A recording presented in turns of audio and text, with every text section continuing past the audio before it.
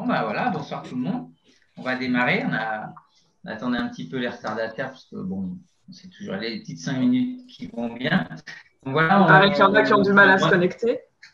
Ouais, bien sûr. J'ai déjà me présenter. Donc, je suis Thierry Mazur, je suis cadre technique à la Fédération française de triathlon en charge du développement du paratriathlon. Voilà, ça fait partie de mes missions avec aussi les aspects logistiques des équipes de France. Et j'interviens ponctuellement aussi sur l'équipe de France de paratriathlon et en tant que responsable des classifications. Et donc, on va vous présenter avec Oriane qui va se présenter. On va vous présenter donc un petit peu les préconisations pour l'accueil des personnes en situation de handicap sur les épreuves de la Fédération française de triathlon. Oriane? Moi, je suis Oriane Lacampagne, je suis arbitre national et international de triathlon. Je fais partie de l'équipe des classificateurs nationaux aussi. Et je suis ergothérapeute de profession. Je travaille, moi, je travaille en centre de rééducation, essentiellement avec des personnes paraplégiques et tétraplégiques. Et le but de l'ergothérapeute, c'est de permettre à des personnes en situation de handicap d'être le plus autonome et indépendant possible. Voilà.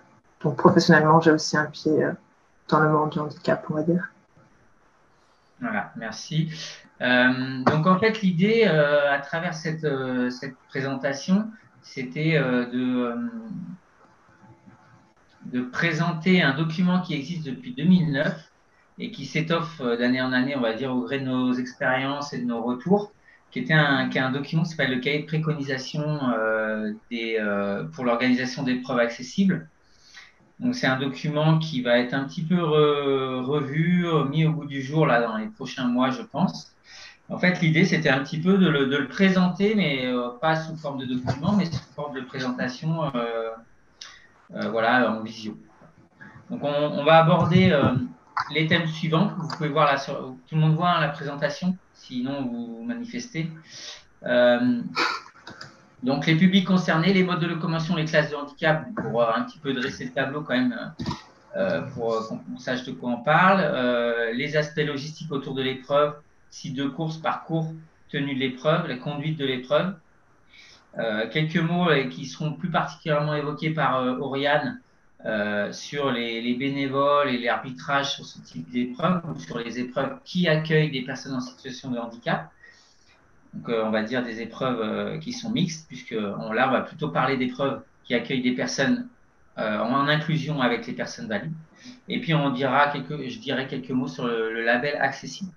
Donc, si vous avez des questions, n'hésitez pas à les poser par écrit ou à lever la main si vous voulez les poser par oral. À ce moment-là, vous ouvrez le micro si vous avez la main pour le faire, sinon on le fera. Et voilà. Est-ce que c'est bon pour tout le monde? S'il n'y a pas de message, considère que c'est bon. On va démarrer. Donc voilà. Donc, le public concerné, donc les personnes en situation de handicap, hein, on ne va pas détailler ça, mais là, à ce jour, c'est 160 licenciés qui se déclarent comme ayant un handicap parmi les licenciés de la Fédération française de triathlon. Ça veut dire que parmi eux, des personnes pratiquant en inclusion, des personnes ont des handicaps, on va dire, non éligibles, mais peu importe. Ce qu'on constate, c'est que sur les épreuves régionales et même, on pourrait presque dire nationales, on a rarement au-delà, enfin, à part au championnat de France, on a rarement au-delà de 30 personnes en situation de handicap sur une épreuve. Et la majorité des épreuves qui accueillent des personnes en situation de handicap, mais qui ne sont pas des épreuves, on va dire, identifiées comme telles, on va accueillir 1, 2, 3, 4, 5 athlètes. Parce qu'il y a un club local qui se déplace, ou un club de la FFA qui décide de faire découvrir l'épreuve, etc. Donc ça représente au final assez peu d'athlètes au départ, sauf évidemment sur des épreuves comme le championnat de France où il peut y avoir jusqu'à 40 ou 45 athlètes. Ça veut dire aussi que c'est pas, il n'y a pas forcément une logistique énorme qu'il va falloir mettre en place pour accueillir 1, 2, 3 ou 4 ou personnes, une ou deux ou trois ou quatre personnes en situation de handicap. Les handicaps qui sont concernés sont souvent des handicaps, on va dire, relativement légers par rapport à ce qui peut se faire dans d'autres disciplines. Ça veut dire des gens quasiment tous autonomes, c'est-à-dire qu'ils peuvent quasiment tous tout faire tout seuls. cas, la majorité des athlètes qu'on va rencontrer, c'est ça.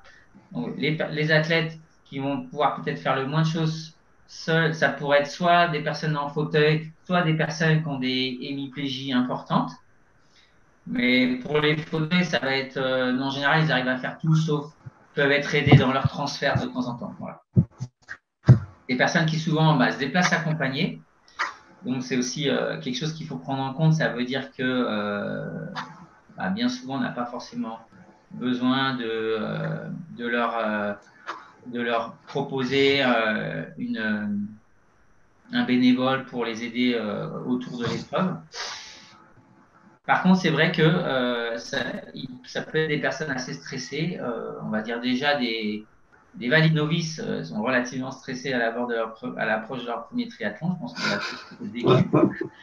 Et c'est encore plus vrai avec des personnes en situation de handicap qui se posent beaucoup de questions sur la conduite de l'épreuve, sur des aspects techniques et puis même physiques.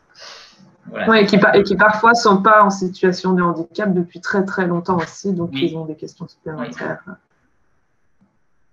Et puis voilà, et puis qui ne connaissent pas le monde du triathlon, qui est quand même une discipline complexe avec beaucoup de règles dans 3 disciplines, plus des règles au niveau de la transition.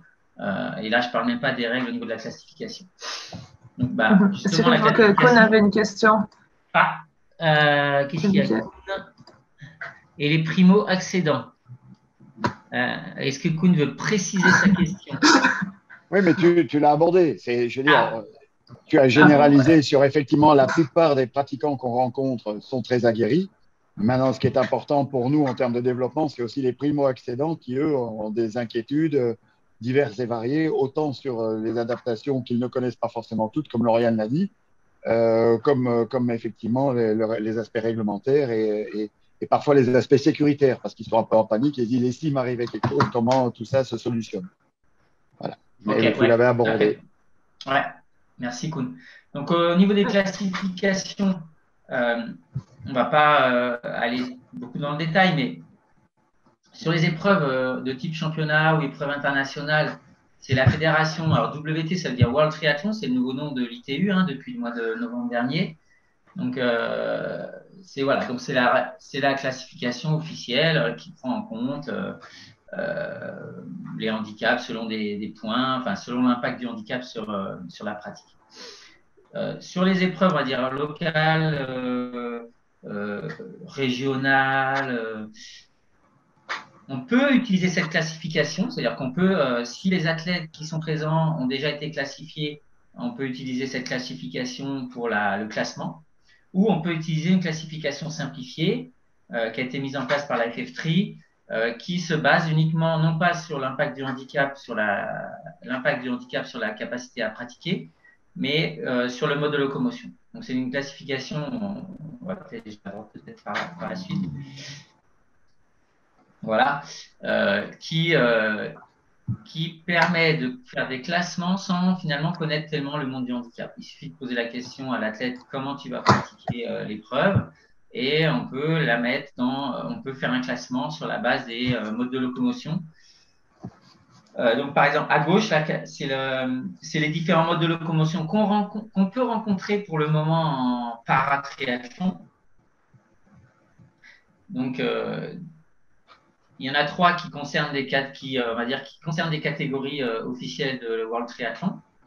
Et puis, il y a des catégories qu'on pourrait rencontrer, qu'on rencontre peu, mais qu'on peut rencontrer, les 2 dernières, sur des modes de locomotion un petit peu atypiques par rapport à ce qui se fait de manière officielle.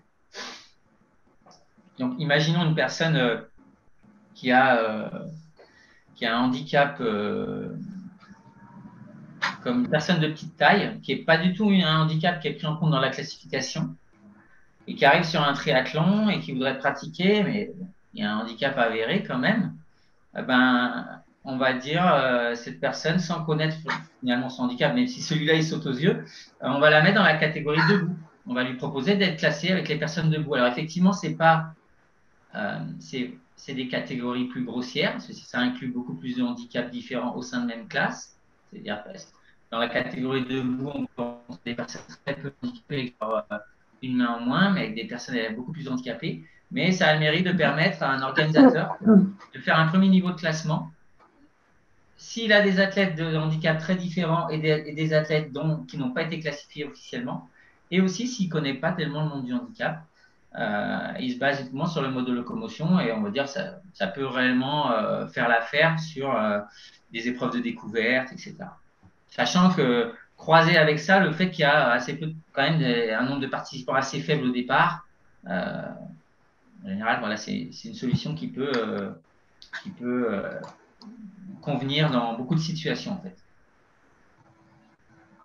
Oui, alors effectivement, handicap visuel, handicap auditif, ça va être, on peut proposer de mettre dans la catégorie debout. Handicap visuel, bon bah là, typiquement, il y a une catégorie,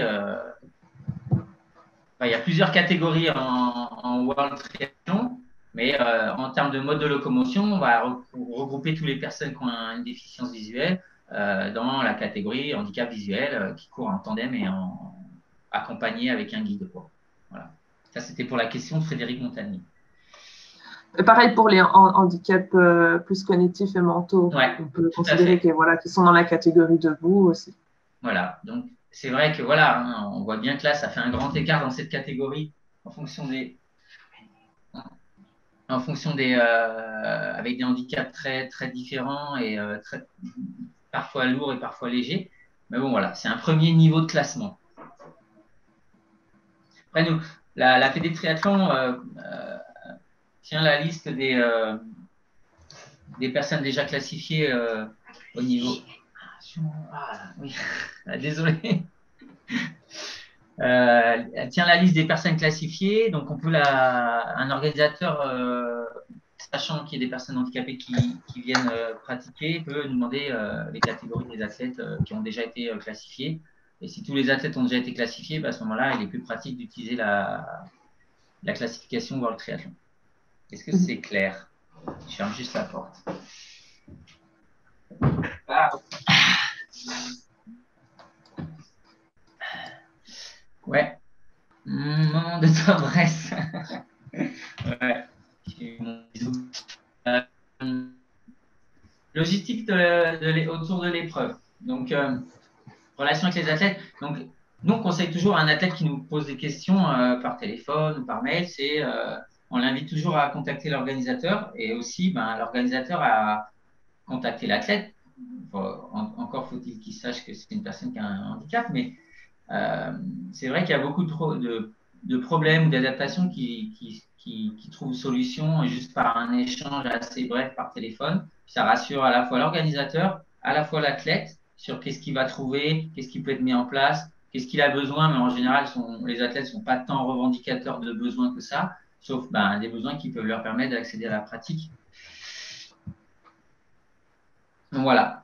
Donc, comme je disais, la liste des contacts des paratriathlètes, elle peut être demandée à moi, par le biais de la FF3.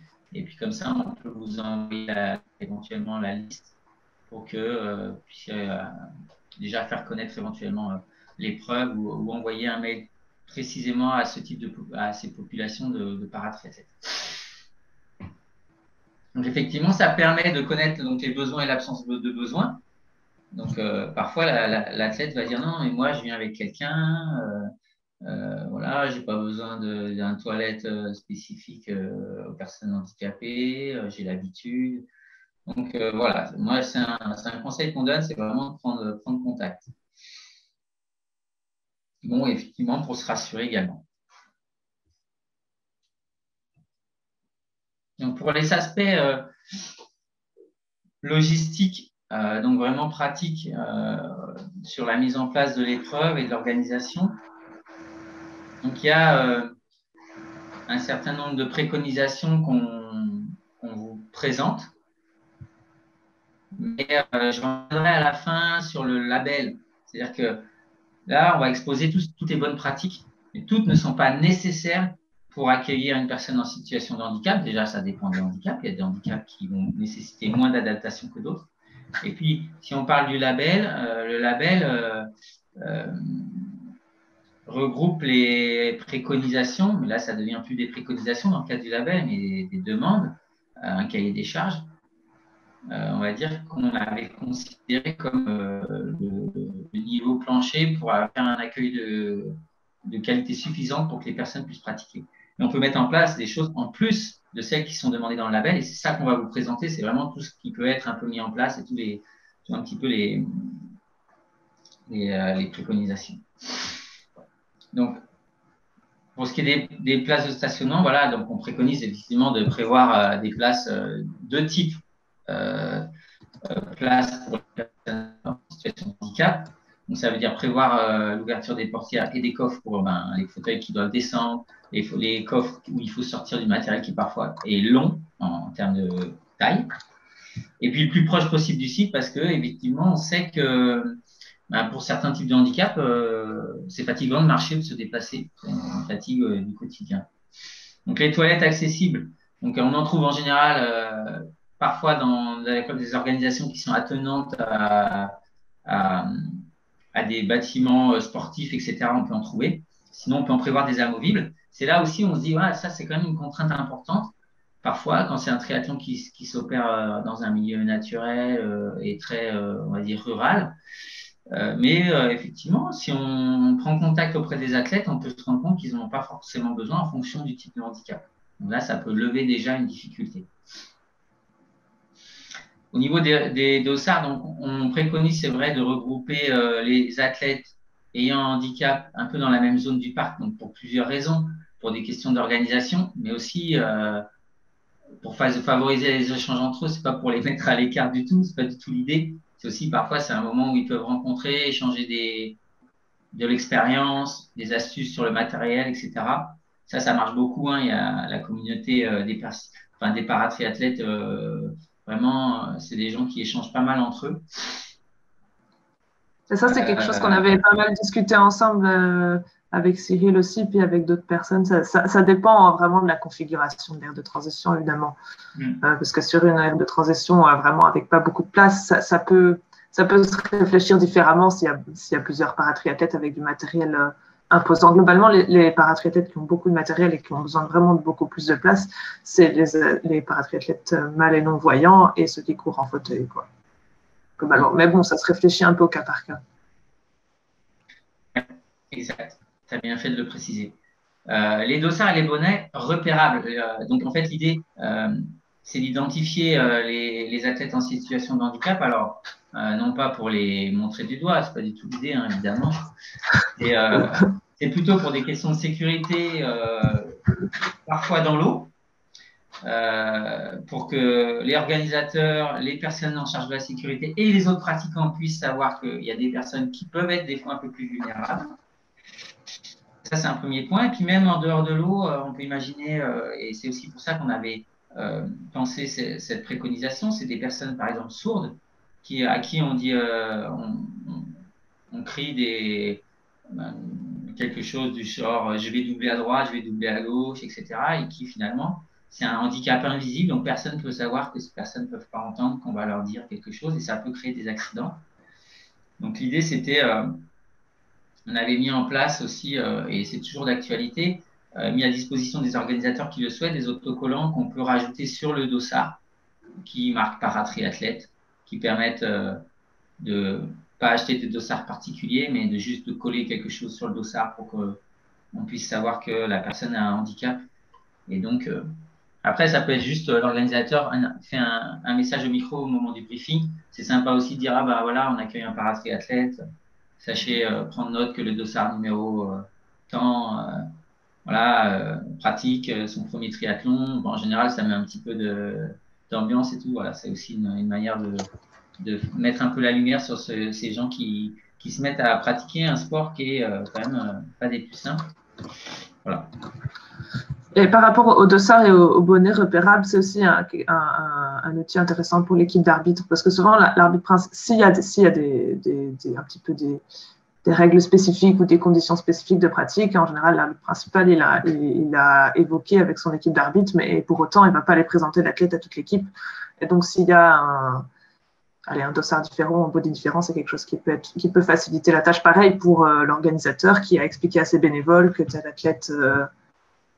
qu'il y a un athlète en situation de handicap avec je sais pas moi, ben voilà, sourd justement, les bénévoles, voilà, ils savent qu'il y a un athlète sourd, mais ils ont pas, enfin voilà, ça se voit pas, c'est pas marqué sur son front, donc ça peut être utile dans certaines situations. Tout à fait.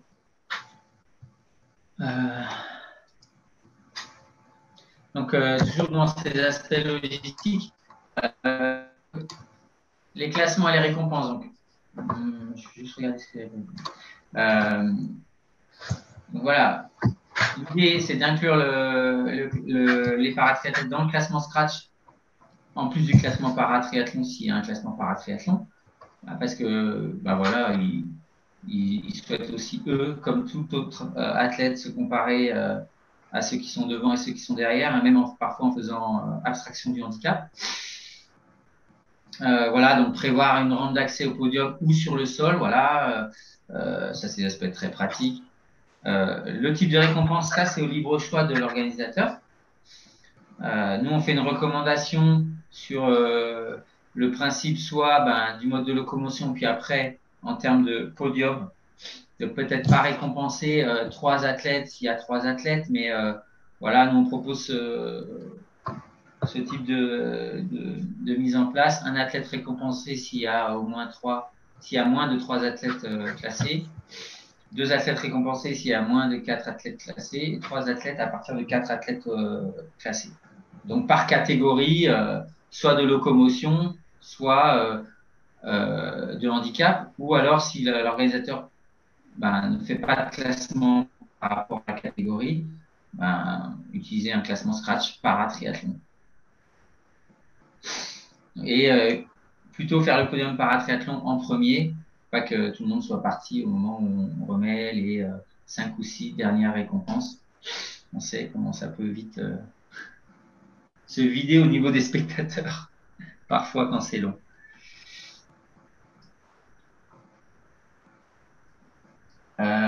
Donc, l'assistance, donc bénévole reconnaissable si possible. On peut être anticipé, ça aussi, en appelant, en faisant un petit contact avec l'athlète pour savoir s'il va avoir besoin, s'il aura des besoins particuliers. Les assistants de sortie d'eau, donc il y en a généralement tout le temps à la sortie, sur les triathlons lambda. Donc là, ils vont être d'autant plus nécessaires qu'en fonction du handicap, on peut avoir besoin d'eux et parfois besoin de 2 personnes. C'est là aussi le bon identifier le paratriathlète permet aussi à l'équipe de se préparer, d'anticiper la sortie d'eau, surtout pour les personnes en fauteuil. Alors là, on voit sur la photo qu'il y a une personne en fauteuil qui est sortie d'eau avec un tir à l'eau, un fauteuil roulant spécifique. Mais on peut utiliser ici, on verra sur une autre photo, une sorte de petite plaque en silicone, en plastique, qui permet de porter l'athlète. Et c'est la technique, on va dire, officielle au niveau de la World Triathlon et des épreuves officielles paratriathlon. L'aire de transition, donc éviter de mettre des demi-tours, des passages étroits, en prenant en compte le rayon de braquage des handbikes ou des fauteuils. Donc là, si possible, une surface plane avec un revêtement stable et solide. Donc éviter c'est vrai que souvent, il faut raisonner en termes de fauteuils parce que c'est eux qui vont… Là, bon, les prothèses sont aussi concernées, mais c'est eux qui vont avoir le plus de contraintes en termes de mobilité. Donc, c'est en raisonnant en termes de fauteuil que finalement, on rend l'épreuve accessible à tous. Oui, c'est ça, parce que les fauteuils, les handbikes, globalement, et les fauteuils d'athlètes, c'est super long. Il y a aussi les tandems qui prennent de la place, mais si un handbike peut passer, un tandem, globalement, peut passer. Ouais. Donc, comme on le disait tout à l'heure, regrouper les paratriathlètes dans la même zone, voilà, c'est pour des questions des fois, de sécurité ou de gestion, et puis aussi peut-être des fois de rencontres, d'aspects plus sociaux, voilà. Après, c'est bien aussi, ça c'est un point où on peut être d'accord ou pas d'accord, hein. Bon, il y a les aspects un peu gestion, mais c'est vrai aussi que on a conscience que l'inclusion et que les paratriathlètes soient au milieu avec les athlètes valides, c'est quelque chose qui n'est pas du tout incohérent, enfin, c'est même quelque chose qui est souhaitable aussi, hein. Mais là, c'est un petit peu la situation du parc, comment il est organisé, il faut prendre en compte un petit peu tout ça. Oui, Et le type de surtout handicap, général, la volume du matériel, etc. Et il faut prévoir, pour pas mal de personnes, il faut prévoir une chaise, ça veut dire un emplacement plus large, ça veut dire dans la numérotation de l'aire de transition, c'est pas évident à prendre en compte s'il est en plein milieu, quoi. Ouais, pour ces raisons, ça peut être, pour un organisateur, ça peut être beaucoup plus pratique de se dire, OK, du numéro temps à temps sera réservé par un triathlon, ce sera le début ou la fin du parc, ce sera là et… Ouais, tout à fait. Alors, l'aire de pré-transition, donc l'aire de pré-transition, c'est une zone qui est très proche de la sortie d'eau et qui permet… En fait, l'idée, c'est quand même que les personnes soient le plus autonomes possible, qui peuvent pratiquer le plus en autonomie possible. Donc, c'est-à-dire qu'elles aient le moins besoin d'aide pour continuer le triathlon. Donc, pour ça, l'aire de pré-transition, elle existe pour que les personnes en situation de handicap qui sont en fauteuil, qui ont besoin de béquille ou de prothèse, puissent, dès la sortie d'eau, avoir du matériel qui leur permet en autonomie de rejoindre l'aire de transition si elle est loin. Donc, si on prend l'exemple des fauteuils, la personne en fauteuil va avoir forcément besoin d'assistance pour sortir de l'eau. Et là, l'assistante, elle va être réduite à une dizaine, une quinzaine, une vingtaine de mètres jusqu'à ce qu'on les pose sur leur fauteuil de vie, par exemple. Donc, le fauteuil de vie, c'est le fauteuil qu'ils utilisent tous les jours. Il va leur permettre d'aller en roulant, et c'est pour ça que la nature du sol elle peut être importante, jusqu'à leur aire de transition. Donc,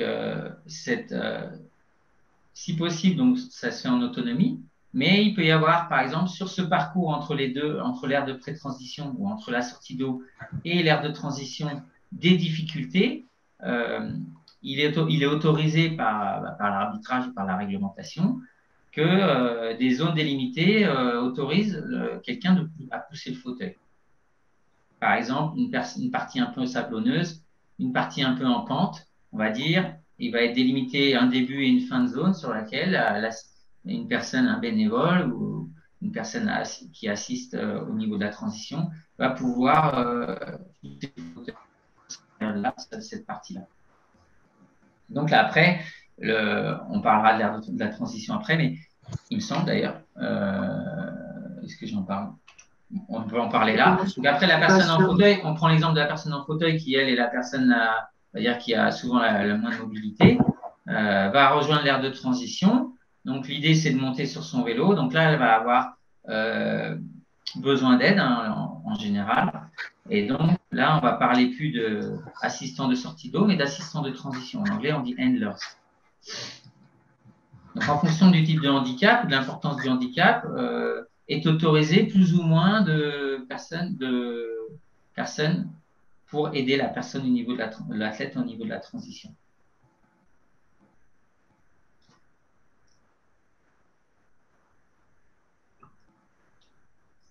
Donc, pour revenir à l'aire de transition, donc un espace adapté au matériel plus volumineux et à la présence d'un assistant, je vais revenir là-dessus.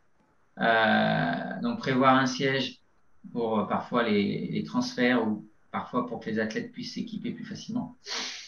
Ça, c'est à voir avec l'athlète, hein, le siège. Il ne faut pas forcément d'office en prévoir un. Oui, après, soit… c'est facile à trouver, quoi. Soit effectivement, il peut être fourni à tous les athlètes de l'épreuve et l'athlète l'utilise ou pas. Soit ça peut être quelque chose qui n'est pas prévu dans l'aire de transition et qu'il faut peut-être prévoir pour certaines personnes. Donc, je n'évoque pas trop la ligne de montée et de descente parce que Oriane l'abordera tout à l'heure, mais je veux parler de la colonne assistant. Je ne sais pas si on voit ma flèche là. Est-ce qu'on voit ma souris? Oui, on la voit. Enfin, moi, je la vois.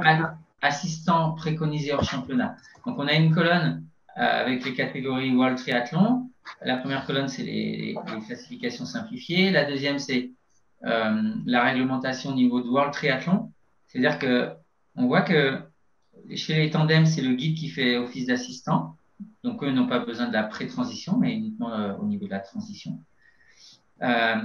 Et dans les autres catégories, debout, aucun athlète, normalement, n'a besoin d'assistance. Il n'a autorisé à avoir une assistance, sauf cas exceptionnel. Il peut y avoir, dans ces catégories d'athlètes debout, nécessité d'avoir un assistant de transition. Il faut savoir qu'au niveau international, il y a peut-être 2 athlètes dans le monde qui ont le droit à un assistant et qui sont dans ces catégories-là parce que, par exemple, ils n'ont pas de bras. Ils ne peuvent pas mettre leur casque, etc. Des choses trop compliquées. Mais des personnes qui ont des handicaps de jambes ou un bras en moins n'ont pas d'assistant de transition. Et en fauteuil, il y a un assistant de transition pour les transferts, mais tous les athlètes ne l'utilisent pas. Certains pourraient ne pas l'utiliser, mais bon, pour la performance, ils l'utilisent. Mais voilà. Donc, qu'est-ce qui se passe au niveau sur les épreuves dont on parle là aujourd'hui, c'est-à-dire locales, régionales? L'idée, c'est de à la fois permettre à la personne de pratiquer, de continuer l'épreuve. Donc là, on ne parle pas de permettre la performance, hein. On parle de permettre à la personne de poursuivre l'épreuve. C'est-à-dire si l'assistant n'est pas présent, la personne ne peut clairement pas continuer l'épreuve. Donc c'est ça qui doit finalement guider le fait de permettre à un athlète d'avoir un assistant ou une assistante. Donc, évidemment, on va être un peu plus souple sur ces aspects-là, parce qu'on souhaite favoriser au plus la pratique des personnes en situation de handicap. Il peut y avoir jusqu'à… On a mis une petite étoile là pour la catégorie fauteuil, puisqu'il peut y avoir dans certains cas besoin de 2 personnes pour assister, soit parce que la personne débute, soit parce que la personne est trop lourde, soit parce que déjà les assistants ne sont pas rodés à ce type de pratique. Donc là, c'est quelque chose qui peut se faire à l'appréciation en concertation avec l'athlète et l'arbitrage. Oui, c'est ça. C'est souvent le cas des personnes qui sont en situation, en fauteuil depuis pas très longtemps, qui ont du mal à aller se mettre dans le handbike, par exemple, ou qui ont un handicap vraiment, vraiment important avec un risque de blessure sur les transferts. C'est-à-dire des personnes qui n'ont pas de sensibilité, si elles frottent leurs jambes par terre, par exemple, sans faire exprès, elles peuvent se blesser. Donc là, ça peut être intéressant d'avoir 2 personnes. Puis on peut imaginer aussi une personne en fauteuil qui a un handicap mental. Oui. On n'en a pas vraiment vu, mais ça peut arriver. Oui. Pour ce qui est, on va aborder un peu les différentes épreuves qui composent le triathlon. Donc, pour ce qui est de la natation, on peut proposer un départ avec un décalage pour garantir la sécurité, promouvoir aussi, mettre un petit peu en lumière les athlètes, les paratriathlètes. C'est quelque chose qui peut être entendu avec les athlètes. On a 2-3 athlètes au départ qui sont très habitués au triathlon et qui disent non, mais nous, on veut partir avec le reste des athlètes. Voilà, c'est quelque chose qui a à voir avec eux. Mais si un athlète le demande, et ça, c'est un des critères dans le label, si un athlète demande vraiment, pour des raisons de sécurité ou d'anxiété ou de stress, à être en décalage, là, je pense que c'est quelque chose qu'il faut mettre en place, déjà pour la raison de sécurité. Il faut penser aussi à l'accès de l'aire de départ, c'est-à-dire accéder à la plage, au ponton, etc. Donc ça peut se faire par bateau éventuellement. Voilà, on sait que sur les épreuves, parfois il y a des bateaux. Donc des fois c'est assez simple par bateau. Les départs dans l'eau, donc c'est plus simple parce que on va dire les handicaps sont tous mis sur un pied d'égalité. Donc éviter les parcours en multi-boucles de sortie d'eau, prévoir un signal de départ sonore et visuel. Là, c'est toujours aussi pour le cas des sourds notamment, qui ne peuvent pas entendre forcément le départ. Prévoir l'accès des fauteuils de mise à l'eau à la sortie et à l'entrée de la natation. Il y en a besoin. La méthode, comme on voit sur la photo, donc c'est quelque chose pour lequel il faut un peu s'exercer en tant d'assistant de sortie d'eau. On voit bien, donc l'athlète, faut qu'il soit aussi alerté sur la technique, parce qu'il doit se retourner en arrivant, se présenter de dos, et donc les assistants ont juste à glisser cette planchette en plastique dessous, et donc et après à apporter l'athlète sur son fauteuil de vie. L'idéal, c'est de prévoir un petit moment avant la course pour pouvoir un petit entraînement avec les bénévoles qui seront effectivement présents à la sortie de l'eau et puis l'athlète. C'est le plus sécure et puis ça rassure tout le monde. Voilà. Donc, les bonnets de couleur, on en a parlé. Voilà. Les photos, la familiarisation à la technique. Donc, ces plaquettes-là, pour en trouver, il faut les commander en Espagne. Mais nous, on a les informations pour le faire, puisque c'est en fait c'est le fournisseur de la World Triathlon qui pour l'instant la seule société qu'on connaît qui fabrique ça. Je pense que certaines ligues en ont à prêter aussi, je pense. Ah, c'est possible. Ouais. Il me semble. Donc en cyclisme, on prévoit un parcours roulant, éviter les difficultés trop importantes, notamment pour les handbikes. Un handbike, ça va très très vite en descente parce que c'est à ras du sol, il n'y a pas de prise au vent, etc.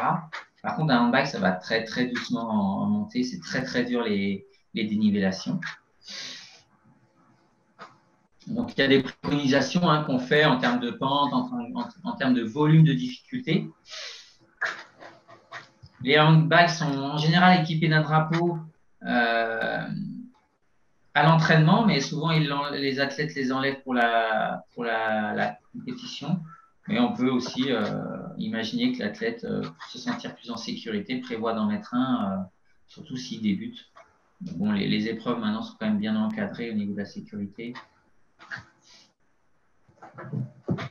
Et il faut penser aussi que la zone de pénalité doit être accessible à tous, donc également les personnes, mais ça, Oriane peut-être l'abordera. Il y aura un petit point d'arbitrage, même si ce n'est pas le cœur de la présentation. C'est important aussi que, je pense, les personnes présentes qui souhaitent organiser une épreuve accessible aient quelques informations sur comment se passe un peu l'arbitrage et comment on souhaite qu'il se passe sur ce type d'épreuve.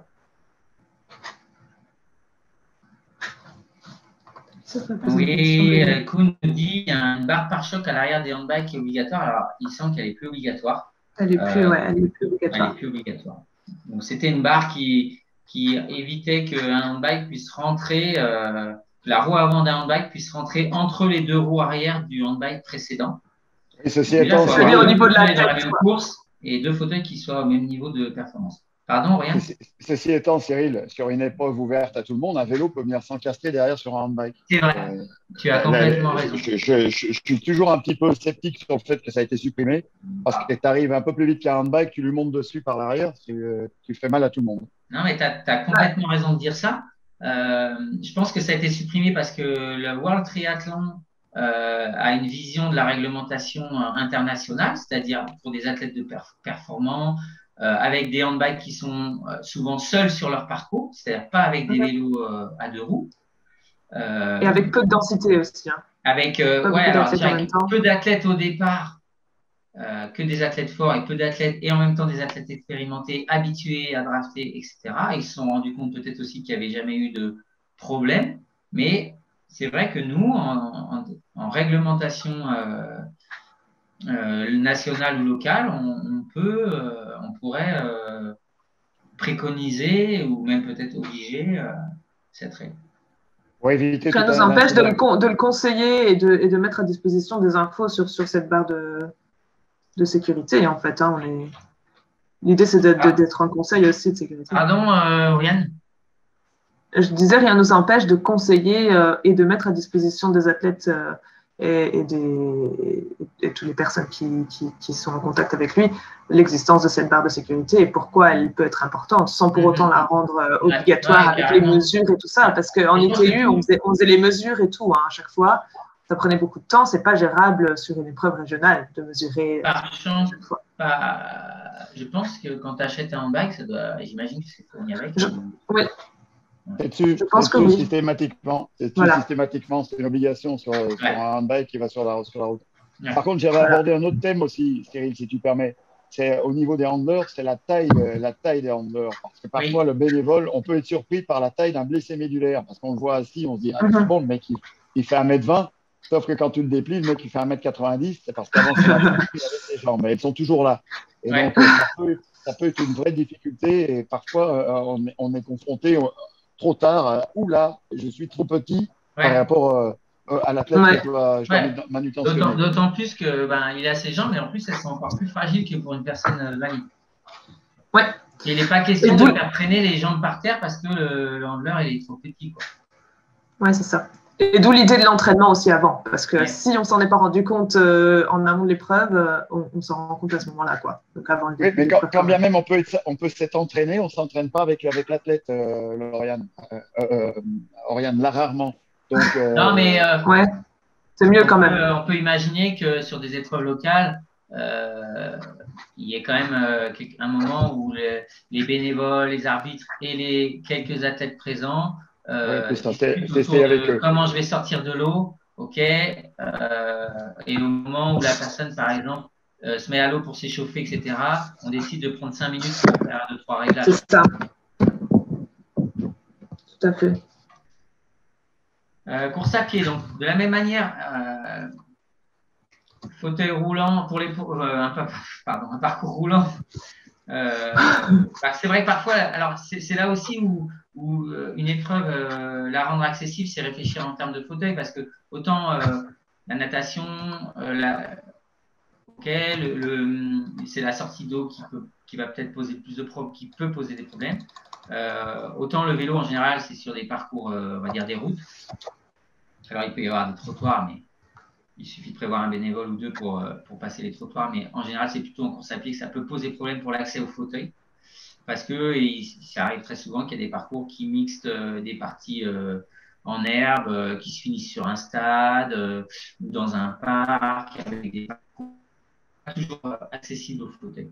C'est là qu'en raisonnant fauteuil, on rend son épreuve accessible à tous, c'est-à-dire en faisant un parcours plutôt sur une surface roulante, enfin, en tout cas lisse et puis bien dur. De la même manière que pour les handbikes, il faut éviter les pentes importantes parce qu'en fauteuil, c'est la même manière. Le fauteuil, ça va très vite en descente, mais c'est très difficile en montée à la seule force des bras, sachant qu'ils auront déjà fait la natation sur la force des bras, le vélo à la force des bras. Donc, on peut prévoir des rampes, des petites rampes ou des bénévoles pour aider au franchissement un petit trottoir par-ci ou par-là. Si jamais c'est ça qui pose vraiment problème, voilà, là, on est dans l'adaptation. Ça ne pose pas de souci de faire ça. Plutôt que de devoir construire carrément une rampe, on peut prévoir 2 bénévoles. Et on peut aussi envisager que le parcours soit différent pour les fauteuils et pour les autres pratiquants, comme c'est le cas, par exemple, sur une épreuve, l'épreuve la plus ancienne qui accueille des paratriathlètes, c'est-à-dire la Ferté-Bernard, où il y a sur le site de course un anneau, on peut dire comme ça, un anneau de cyclisme, là, une piste de cyclisme de 20 km. Et donc, les fauteuils font ce parcours-là, alors que tous les autres athlètes ont un parcours qui est mixte, partie dure et partie en chemin.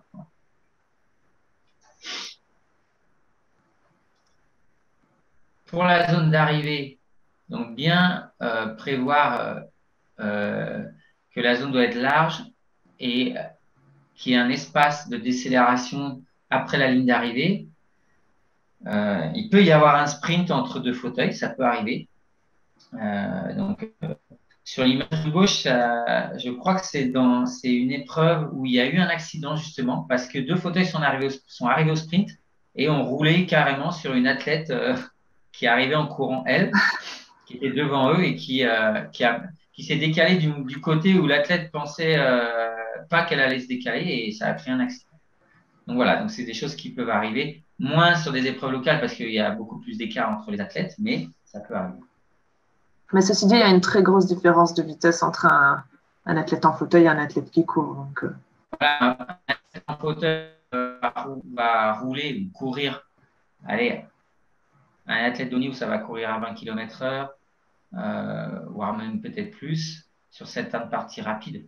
Et certains handicaps de personnes debout qui ont un handicap au niveau des jambes, ils peuvent courir à 10, 11 à l'heure parfois. Donc, ça fait vraiment un gros différentiel. Parfois moins. Parfois moins même. Mm-hmm. Alors là, je vais laisser la main à Oriane pour la suite, qui concerne plus les aspects bénévoles, arbitrage, etc. Ok, je n'ai pas la main sur les diapos par contre. Donc, ouais. Ah ouais, tu me diras, je ferai passer la diapo. Ok. Oui, alors en plus de tout ce qu'a dit Cyril, il peut y avoir encore des besoins supplémentaires, mais globalement, déjà, si on applique tout ce qu'a dit Cyril, je pense que l'épreuve est bien, bien accessible. Mais il peut y avoir éventuellement besoin de plus que 2 assistants de sortie d'eau. Ça se verra s'il y a plusieurs paratriathlètes qui sortent de l'eau. S'il y a 2 athlètes en fauteuil, par exemple, qui participent et qui savent qu'ils ont le même niveau, ils vont venir prévenir, les bénévoles qu'ils auront besoin, voilà, de 4 bénévoles en même temps pour sortir de l'eau. Éventuellement, mais c'est vraiment très rare. Il y a des athlètes qui ont besoin d'aide dans l'aire de transition et qui viennent seuls et qui peuvent avoir besoin d'un assistant. Mais ça reste quand même assez rare. Ça peut être juste pour mettre le casque, comme ça peut être pour aider pour un transfert sur un bike. Donc c'est pareil, c'est comme disait Koen tout à l'heure, la taille de l'assistant en transition peut être important aussi. Il peut être intéressant aussi d'avoir un ouvreur sur la course à pied pour le premier ou la première paratriathlète. Et puis, comme tu disais, Cyril, tout à l'heure, un ou 2 bénévoles en plus pour passer un trottoir ou s'il y a un virage trop serré sur le parcours course à pied, par exemple, parce que c'est pareil, les rayons de braquage d'un fauteuil d'athlète, il n'est pas ouf. Donc, ça peut être intéressant qu'il y ait un bénévole qui soit prévu pour aider l'athlète à faire demi-tour ou pour vraiment orienter un athlète qui a des troubles cognitifs et qui risquerait de se tromper dans un endroit où c'est un peu moins clair sur le parcours, course à pied ou vélo d'ailleurs. Le but de tout ça, c'est vraiment de favoriser la performance, de permettre à l'athlète de participer en fait. C'est pas non, c'est pas de favoriser la performance, c'est vraiment de permettre à l'athlète de participer, pas qu'il fasse une super perce. C'est pas l'idée, c'est pas le but des bénévoles, quoi. Disons que la règle, on doit permettre l'assistant ou le bénévole doit permettre à l'épreuve de pouvoir se poursuivre. Si sans lui, elle ne peut pas se poursuivre, là, il a son intérêt. Par contre, c'est comme tout à l'heure, prenez l'exemple de la zone entre l'aire de pré-transition et l'aire de transition, qui est une zone, si elle est plate, il n'y a pas de raison qu'il y ait une personne qui vienne pousser le fauteuil pour que la tête rejoigne l'aire de transition. Par contre, s'il y a une difficulté, du sable, une pente trop raide, l'assistant va pouvoir pousser. Alors évidemment, s'il pousse à ce moment-là sur cette zone qui est autorisée, il va pousser vite parce qu'il a le droit de pousser, il va pousser. Je peux raconter cette anecdote. Une des premières fois où une collègue, mais on était tous fautifs sur cette erreur. On était assistant de transition comme ça sur une épreuve internationale qui était la première épreuve internationale de paratriathlon, un championnat d'Europe. Et on avait l'autorisation de pousser les athlètes en fauteuil entre l'aire de pré-transition et l'aire de transition sur une rampe qui était vraiment très raide. Et nous, on était novices dans ce domaine-là et tout. On avait pensé qu'on pouvait pousser le fauteuil de bout en bout entre la sortie d'eau et l'aire de transition.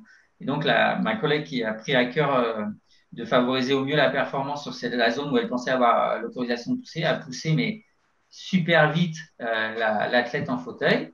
Donc, sauf qu'une fois que l'athlète est partie en cyclisme, l'arbitre nous a fait signaler qu'elle était disqualifiée parce qu'en fait, on l'avait poussée pas trop vite. C'est surtout qu'on l'avait poussée sur une zone où elle pouvait se déplacer seule et c'était pas autorisé de la pousser.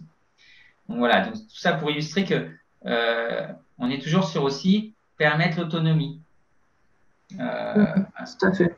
Par exemple, il y a 5-6 ans encore, il y avait beaucoup plus d'autorisation d'assistants de transition pour les athlètes. Et puis, juste avant les Jeux de Rio, la règle a commencé à se durcir parce que on s'est rendu compte que les athlètes qui pensaient ne pas pouvoir faire certaines choses comme mettre leur casque avec une seule main, etc., étaient en fait pas capables de le faire. Et donc, la règle s'est entre guillemets durcie, mais elle a aussi permis et favorisé l'autonomie, le gain d'autonomie des athlètes. Oui, c'est ce dont je vais parler C'est ce dont je vais parler aussi un peu après. L'idée, c'est que ça doit rester un triathlon. Un triathlon, c'est un sport individuel sans aide extérieure. Donc, c'est un triathlon pour eux aussi, quoi. Donc, l'aide extérieure, si il doit y en avoir, c'est vraiment si c'est absolument nécessaire. En international. En national, c'est si ça peut permettre de participer et de découvrir en sécurité, quoi. J'avance. Je vais peut-être passer à la diapo suivante. Ouais.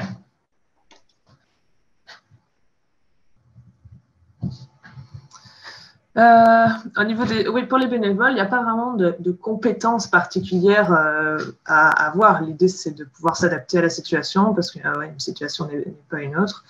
Et puis, faire preuve d'ingéniosité pour trouver éventuellement des solutions aux éventuels problèmes rencontrés. Mais ça, dans une équipe de bénévoles, il y a de l'ingéniosité. Il y aura toujours quelqu'un qui aura une idée. Donc, ça se fait. Il n'y a vraiment pas besoin de compétences particulières. Et puis, il y a aussi des ressources au sein de la FF3. Il y a des personnes ressources et il y a des documents ressources. Donc, il ne faut pas hésiter aussi à les consulter. Mais c'est plus... Ici, c'est plus une histoire de savoir-être. Il faut être naturel. Il ne faut pas hésiter à échanger. Il ne faut pas hésiter à questionner sur les besoins. Il faut être ouvert d'esprit. Il faut demander à la personne si elle a besoin d'aide avant de l'aider. Voilà, c'est plus du savoir-être que du savoir-faire. Enfin. Je complète juste pour dire que ouais. on peut, ce qu'on veut dire par cette slide là, cette diaporama, cette diapo, pardon, c'est que c'est pas nécessaire d'avoir des compétences particulières. Ça ne veut pas dire que c'est interdit. Ça veut pas dire qu'on peut pas, des fois, en tant que bénévole, se dire avoir un peu pas trop confiance ou pas savoir comment on va s'y prendre. Donc là, on donne quelques clés, mais on sait qu'il y a des gens qui se sentent pas de se lancer dans le bain de bénévole dans une situation comme ça sans avoir un petit peu été un peu formé ou informé. Et donc, il existe des formations, notamment auprès de la FFH, il y a des formations ABCDR qui permettent un peu de balayer le monde du handicap dans les grandes lignes et du sport et du handicap. Donc, il existe quand même des formations. Elles ne sont pas du tout obligatoires, mais voilà, il faut savoir que nous, on peut orienter les gens vers des formations s'ils en ressentent le besoin. Voilà.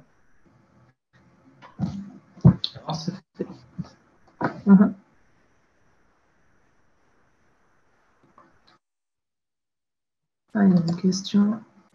Ouais. Tu as vu la question, Oriane? Modalité d'inscription. Ouais, quelles sont les modalités d'inscription des guides? Parce qu'on peut être numéro de dossard, agrément spécial. Agrément spécial, il n'y en a pas. En général, c'est l'organisateur, il fait une inscription gratuite pour le guide.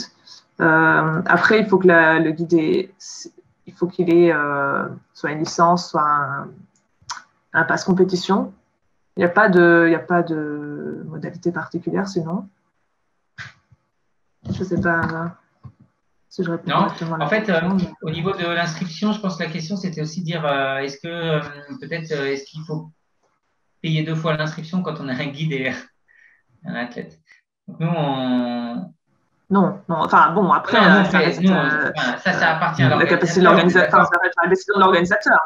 Mais après, nous, on dit, notre préconisation, c'est de dire non, en tout cas, et d'ailleurs, c'est le cas sur les épreuves internationales où il y a des droits d'inscription à payer, c'est le tandem ne paye qu'un droit d'inscription. Par contre, les 2 athlètes doivent avoir une couverture d'assurance. Donc, ils doivent soit avoir tous les 2 un pass compétition, soit avoir tous les 2 une licence. Ouais. Et ils ont le même numéro de dossard. Voilà, ils ont le même numéro de dossard. Après, s'il faut un dossard supplémentaire, voilà, c'est le genre de choses qui est anticipé dans l'échange avec l'organisateur aussi. Pour ce qui est de l'aspect arbitrage, tous les arbitres ont reçu normalement dans leur formation initiale des informations vraiment de base sur le paratriathlon. Il y a un cadre réglementaire pour le championnat de France qui est vraiment très strict parce qu'il est basé sur la réglementation de World Triathlon. Mais par contre, en régional, ce cadre réglementaire est moins défini, moins strict en ce qui concerne les spécificités du paratriathlon. L'idée de base pour un arbitre, dans le contexte où il va accueillir un paratriathlète sur une épreuve, un ou plusieurs paratriathlètes sur une épreuve, c'est vraiment d'être suffisamment flexible pour permettre à l'athlète en situation de handicap de participer à l'épreuve, mais tout en gardant quand même une certaine cohérence par rapport au triathlon en général. C'est ce qu'on disait, quoi. Ça reste un triathlon, donc ça reste de la pratique individuelle. on fait natation, vélo, course à pied. On va pas, Cyril parlait de changer les parcours. Voilà, on peut changer les parcours, mais on ne va pas mettre l'athlète sur un parcours complètement à côté et lui faire vélo, course à pied, natation à la place de natation, vélo, course à pied, par exemple. Ça doit rester cohérent. Et puis surtout, toutes les décisions spécifiques, elles doivent être motivées par les principes de base de l'arbitrage, donc c'est-à-dire l'équité et la sécurité. C'est ça, c'est vraiment la base d'une décision d'arbitrage. Et donc, par exemple, pour la validation du matériel, on parlait de la... C'est vrai qu'on a parlé de la barre de sécurité sur les handbikes. Ça, c'est quelque chose qui est compliqué pour un arbitre qui a peut-être jamais vu de handbike, mais quelque chose qui peut, voilà, pour l'aspect sécuritaire, on peut vérifier qu'il y a un frein sur le handbike, faire un contrôle visuel et voir que le handbike, les adaptations qui ont été ajoutées pour maintenir les membres inférieurs soient solides, par exemple. Et puis, par exemple, là, on voit il y a une image avec un repose-moignon sur les guidons dans l'image du bas. En international, il y a une règle qui dit que voilà, les repose-moignons doivent être fixés soit au vélo, soit à l'athlète. Dans ce cas-là, ce ne sera pas un repose-moignon, ce sera sa prothèse, par exemple, de bras. Mais ne doit pas être fixé et au vélo et à l'athlète. Pour un aspect sécuritaire, s'il tombe, l'athlète ne doit pas rester attaché à son vélo. Voilà. Et puis, quand on réfléchit toujours sur, par exemple, la validation du matériel, parce que la validation du matériel, c'est quelque chose qui est vraiment marqué dans la réglementation, qu'un athlète doit présenter son matériel spécifique à l'arbitre à l'entrée de l'aire de transition. Pour l'aspect équité, par exemple, voilà, c'est pas sur un bike ou sur un vélo, pas d'assistance électrique. C'est des choses qui sont logiques, quoi. C'est vraiment, toutes les décisions sont prises avec cette idée, équité, sécurité. Permettre à l'athlète de participer, mais en toute sécurité. Pardon. Le balance, c'est ça, ouais. Ouais, juste, je crois que j'avais... qu'est-ce que je veux dire? Oui, je voulais dire aussi, pour rajouter, c'est effectivement les règles de contrôle du matériel, les règles strictes de la réglementation World Triathlon, de la réglementation FFRI. C'est vrai que c'est assez complexe. Alors, les arbitres, normalement, sont tous un petit peu, alors peut-être pas formés, sensibilisés. Ouais. Mais là, je rejoins Oriane pour dire, voilà, si on ne connaît pas toutes les règles liées à ce matériel-là et qu'on est arbitre sur une épreuve où il y a des personnes en situation de handicap, déjà, en suivant les principes de base de l'arbitrage, comme tu l'as bien dit, bon, on est déjà si on fait en sorte qu'il y a la sécurité qui est assurée, après le reste, on va dire, c'est presque secondaire. Tout à fait. On peut passer à la diapo suivante. Encore? C'est bon, celle-là, c'est la suivante, ça, non? Ah, oui, c'est bon, c'est bon. Je pense que je les vois en décalé. Donc, je vais évoquer rapidement les règles principales qui sont appliquées en paratriathlon. On va faire ça rapidement. Par rapport au départ, ça, tu en as parlé, Cyril, un départ. On peut mettre en place un départ décalé, ce n'est pas obligatoire. Et c'est en général plus facile un départ dans l'eau aussi. Et puis, on peut utiliser pour le départ, pour les arbitres principaux, c'est important de savoir s'il y a une personne qui est sourde ou malentendante d'utiliser un drapeau. Pour la natation, ça peut parfois être intéressant de faire un petit briefing avec les kayaks, avec les bénévoles qui sont sur l'eau. Si pour un aspect de sécurité, on s'est dit que c'est plus facile d'identifier vraiment tout le long du parcours un paratriathlète. Ce n'est pas obligatoire, c'est pareil, c'est à mettre en place dans l'échange. Pour les mâles et les non-voyants, ils nagent liés à leur guide par un lien. Donc sur la photo, on voit ici, elles sont liées par la taille, mais ça peut être par la main ou ça peut être au niveau de la cuisse, par exemple. Les athlètes ne doivent pas nager avec leur prothèse ou avec les embouts de prothèse qui dépassent, ce genre de choses. C'est toujours l'aspect sécuritaire qui compte. La prothèse, s'ils la perdent dans l'eau, c'est un peu embêtant, mais s'il y a un embout de prothèse qui dépasse, ça peut être dangereux pour les autres athlètes. Et au niveau de la combinaison, ça, c'est une règle qui est mise en place à l'international, mais c'est important de l'avoir en tête aussi. C'est quand la combinaison est interdite parce que la température de l'eau est trop chaude, les athlètes qui courent en fauteuil ont toujours le droit de porter un bas de combinaison pour la natation. Ça parce que ça permet à leur membre inférieur de flotter un peu plus, et puis parce que les athlètes qui courent en fauteuil ont très souvent des problèmes aussi de thermorégulation. Voilà. Tu peux passer à la suivante, Cyril, sauf si tu as quelque chose à rajouter. Attends, j'ai vu qu'il y avait des questions. Non, non, non. Tu as été parfaite. Les liens peuvent surprendre les autres nageurs. Oui, c'est vrai. Les deux athlètes, c'est vrai que ça peut être intéressant pour ça, éventuellement, de prévenir avant l'épreuve, avec le speaker, de prévenir les autres athlètes qu'il y a des personnes non et malvoyantes qui courent avec un guide. Parce qu'en natation, si un athlète, entre guillemets, valide passe entre le guide et l'athlète non-voyant, il peut être vraiment surpris de se retrouver avec une ficelle dans les bras ou autre. Après, pour la sortie d'eau, ça t'en avait parlé, tu avais parlé de l'aire de pré-transition. Ouais, on peut aller vite sur les choses voilà, qu'on a déjà évoquées. Et l'assistance, ça t'avait évoqué. Handbike et ligne montée-descente. Bon, dans l'aire de transition, on ne va pas demander à l'athlète qui court un fauteuil de descendre de son handbike à la ligne descente vélo, c'est pas possible. Donc, il y a une règle qui est notée dans la réglementation régionale, c'est que l'athlète sur son handbike doit se stopper complètement avant la ligne de montée vélo et attendre le go de l'arbitre de montée vélo pour repartir. Mais et donc, pareil, ça veut dire, Oriane, la descente vélo. Ça veut dire, on est d'accord que l'athlète, quand il est posé dans son handbike à son emplacement, il se déplace, on va dire, lentement dans le parc à vélo jusqu'à la ligne de montée. Et à ce moment-là, il s'arrête. L'arbitre, une fois qu'il a constaté qu'il avait marqué l'arrêt, peut lui dire de démarrer. C'est un moyen déjà que la règle soit proche de celle des valides, et puis aussi qu'il ne roule pas trop vite dans le parc à vélo.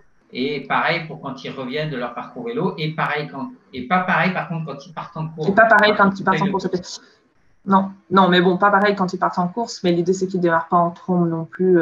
Voilà, c'est un aspect sécuritaire, c'est que si un handbike arrive à pleine vitesse dans une aire de transition qui est bondée, c'est quand même dangereux, c'est pour éviter qu'ils prennent trop de vitesse. C'est aussi important de savoir que le casque est obligatoire sur le handbike, donc comme sur les vélos, mais sur les fauteuils d'athlètes aussi, qui sont pourtant sur la partie course à pied. Parce que justement, il y a beaucoup de vitesse. Quand il y a des assistants qui sont autorisés dans l'aire de transition, c'est vraiment l'idée, l'assistant, il peut aider la personne à mettre son casque, il peut aider la personne à s'installer dans son fauteuil, à enlever sa combinaison, ce genre de choses, mais il ne doit jamais aider l'athlète, sauf cas exceptionnel, à avancer, en fait. Il ne doit pas pousser l'athlète, c'est ça la base. Mais ça, c'est l'idée de l'équité, évidemment. Sauf, évidemment, si... sauf si... tu caches la diapo, Cyril. Pardon, excusez-moi. Excuse-moi. Je suis en train de noter des notes pour suite au truc, là. Je disais, donc, sauf si l'assistant ne doit pas pousser, sauf si la situation le nécessite ça recommence. C'est bon, c'est bon. C'est la situation, le terrain. Mais par exemple, on a déjà vu sur un championnat de France, enfin, c'était un championnat de France, mais une personne qui, de manière sécuritaire, ne pouvait pas monter sur son vélo à la ligne de montée vélo.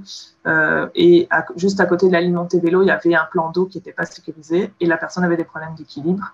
On a autorisé à ce qu'il y ait une personne qui soit sur la ligne de montée vélo pour aider cet athlète à se mettre sur son vélo en sécurité pour ne pas risquer qu'il finisse dans le plan d'eau, quoi, globalement. Ici, j'avais mis lunettes opaques pour les non-voyants, mais ça, c'est quelque chose qui ne sera pas forcément à prendre en compte ni par les bénévoles, ni par les arbitres en régional. C'est pour les athlètes très malvoyants et non-voyants qui courent déjà en haut niveau, qui savent qu'ils doivent porter des lunettes opaques sur toute l'épreuve. Pour la pratique en vélo, il n'y a pas grande adaptation, à part que, voilà, on va pas mettre parce que c'est déjà arrivé, on ne va pas mettre un carton bleu pour des athlètes, les non-voyants qui sont en tandem. Hein. Après, j'ai marqué pratique en duo parce que c'est aussi quelque chose qu'on a déjà rencontré. Il y a des athlètes avec des troubles cognitifs, par exemple, qui ont besoin d'un accompagnement sur le long du parcours à vélo parce que c'est trop long, parce qu'ils risquent de se perdre ou avec l'anxiété, c'est difficile. Au niveau de l'arbitrage, on peut passer à la pratique duo qui a été rajoutée à la réglementation il n'y a pas très longtemps, qui permet à un athlète de participer, à deux athlètes de faire la course ensemble tout le long tout le long de l'épreuve. Ouais. Tu peux passer à la suivante. Ouais. Pour la course à pied, le fauteuil roulant, les athlètes fauteuil, les athlètes en fauteuil courent avec leur casque, ça je l'avais dit. Pour les athlètes mâles et non-voyants qui courent avec le guide ne doit pas aider à la progression, ne doit pas pousser ou tirer l'athlète, mais sauf dans ce qu'on appelle en international les zones de guidage libre. Mais après, c'est de la logique aussi. Voilà, dans une zone de ravitaillement, évidemment que le guide va pouvoir un peu plus orienter son athlète pour éviter, pour qu'il puisse aller récupérer sa boisson, pour éviter qu'il y ait un accident, ou pareil dans les zones passage difficile, étroites. Il y a une marche. S'il y a une marche, il y a un trottoir à passer, il peut être devant. Voilà. Donc, il peut être devant, il peut tenir l'athlète par le coude, il peut, voilà. On peut, alors, dans les épreuves internationales, et c'est quelque chose qui peut être mis en place au niveau local aussi, il y a un panneau début de zone de guidage libre, fin de zone de guidage libre, aux différents endroits où c'est autorisé pour le guide d'être devant. Alors, on n'est pas obligé d'aller jusque-là pour rendre une épreuve accessible. Voilà, ça se fait, c'est quelque chose qui peut être fait, mais on peut tout simplement, notamment les arbitres, faire preuve de, on va dire, d'adaptation ou d'appréciation de la situation pour arbitrer une situation où le guide serait devant. Tout à fait, serait devant où on aurait l'impression qu'il est en train de pousser l'athlète, et il l'aide à se diriger. Pour l'arrivée, tu avais parlé de l'espace suffisant, et puis pour juger de l'arrivée d'un fauteuil d'athlète, on juge pas par rapport au tronc, à l'axe, au passage du tronc au-dessus de la ligne d'arrivée, mais par rapport à l'axe de la roue avant. Voilà, c'est une petite spécificité comme ça. Mais bon, s'il n'y a qu'un athlète en fauteuil, on n'a pas forcément besoin de savoir. C'est en cas de sprint de 2 athlètes en fauteuil, quoi. Ce qui n'arrive pas quand même tout le temps. Okay. Ouais, on va reprendre la main là pour terminer. Merci, Aurélien. Et attends, parce qu'il y a des remarques, je ne sais pas si tu veux. Ah ouais, j'ai pas. Non, c'est bon. Ah non, en fait non, pardon. Oui, alors ceux qui posent la question, normalement le webinaire est enregistré et le support pourra être transmis. Donc voilà. Comme ça, j'ai répondu à la question de Annick. Attends, il y avait aussi une remarque de Frédéric qui disait par rapport à la ligne de montée, l'arrêt de la ligne de montée est dangereux quand le trafic est important, cela crée un obstacle. Oui, c'est effectivement vrai. C'est pour ça qu'il faut. Oui, donc la remarque de Frédéric, c'est le fait que les fauteuils s'arrêtent au moment de la ligne de montée et de descente, ça peut perturber un peu le trafic, c'est vrai. D'un autre côté, les athlètes débutants qui doivent s'arrêter pour monter sur leur roue s'arrêtent aussi, c'est un peu le même problème, quoi. Oui, c'est vrai. Sur les épreuves, on va dire, locales, de découverte, etc., on peut imaginer que chacun fait un petit peu preuve d'adaptation, y compris au niveau des athlètes, pour pas que ça crée de difficultés ou de mésententes. Mais bon, globalement, la ligne de descente est suffisamment large, la ligne de montée, pour que on puisse contourner un fauteuil si vraiment on ne veut pas être gêné. Je pense que c'est et si ce n'est pas le cas, on prévoit des bénévoles qui préviennent qu'il va y avoir un athlète qui arrive. Voilà, on s'adapte, quoi. Bien, je reviens, comme je l'avais précisé au début, on va bientôt clôturer, il reste 1 ou 2 diapos, je crois, sur le label. Donc là, on a vu beaucoup de choses, on a présenté beaucoup de choses, beaucoup, je pense, de préconisations. On peut avoir l'impression que finalement, c'est beaucoup de choses à mettre en place ou à savoir pour accueillir une personne en situation de handicap. Donc là, sur cette diapo, il y a les critères pour qu'une épreuve soit accessible. Alors, il semblerait qu'il y ait des organisateurs ou des personnes qui ont interprété ce label en se disant si en fait j'ai pas le label, je peux pas accueillir des personnes en situation de handicap. Non, c'est faux. Donc, théoriquement, toutes les épreuves en théorie, toutes les épreuves de la Fédération française de triathlon sont des épreuves qui peuvent accueillir des personnes en situation de handicap. sauf si, par exemple, le parcours à pied n'est pas accessible. Ici, ça pose un problème de sécurité. Alors, autant le parcours inaccessible à pied, on peut facilement concevoir. Problème de sécurité, peut-être c'est un manque de bénévoles, mais on n'a jamais rencontré de situation où on peut évoquer que ce soit un problème de sécurité qui empêche une personne en situation de handicap, sauf si c'est un problème par rapport à son matériel, qui l'empêche de participer. C'est-à-dire qu'en fait, toutes les épreuves peuvent accueillir des paratriathlètes. Après, si on veut accueillir dans des conditions plus adaptées, en mettant en place ces critères-là qui permettent d'obtenir le label, tant mieux. On peut aussi être capable de mettre en place d'autres choses et que ce ne soit pas forcément toutes les choses qui sont dans le label et ne pas avoir le label et accueillir quand même de manière très adaptée les personnes en situation de handicap. Voilà. Donc, l'idée de ces critères, c'était de pouvoir, déjà, c'était une longue discussion, dire voilà, est-ce que le label doit imposer le fait d'accueillir tout type de handicap? La réponse a été oui. Ça veut dire qu'en fait, le label, il prend en compte le cas, on va dire, des fauteuils, qui est le cas qui, on va dire, qui est le plus adapté. Donc, je paraphrase pas ce qu'il y a écrit, je vous laisse le lire, mais l'idée, c'était de mettre un petit peu un curseur entre que ce soit pas trop contraignant pour un organisateur, mais qu'en même temps, ça offre le minimum nécessaire pour l'accueil d'une personne en situation de handicap. Là encore, on voit le toilette PMR, la place de parking, le départ décalé. C'est des choses qui peuvent être vues avec les athlètes en fonction du type de handicap. Alors, peut-être qu'on n'aura pas le label s'il n'y a pas de toilette à proximité, mais on pourra toujours accueillir dans de bonnes conditions une personne en situation de handicap si elle nous dit « Moi, j'ai juste une prothèse de jambe, je peux aller dans un toilette lambda. » Voilà. Donc, c'était un petit peu pour dire c'est pas si compliqué finalement comme je l'ai écrit là, c'est le label accessible, il est finalement assez accessible. Il faut juste réfléchir un petit peu en termes d'accès fauteuil.